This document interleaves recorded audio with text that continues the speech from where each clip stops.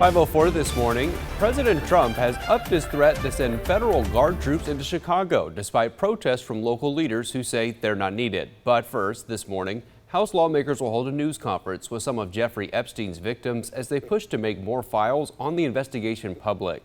Democrats and some Republicans say yesterday's drop of more than 33,000 documents contained little new information. Jared Hill has the latest.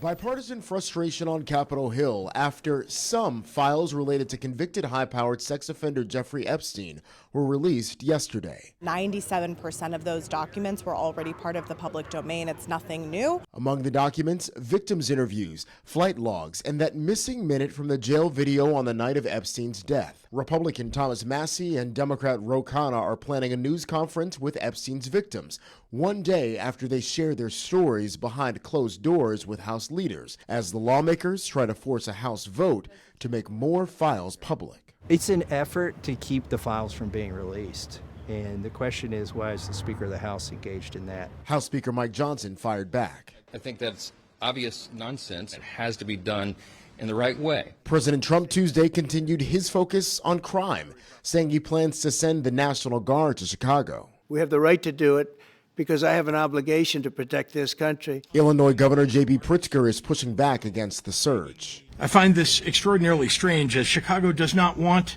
troops on our streets. Talk of sending troops to another American city comes after a federal judge yesterday ruled that the Trump administration violated the law when it sent National Guard troops into Los Angeles to quiet immigration protests in June. The White House plans to appeal the ruling.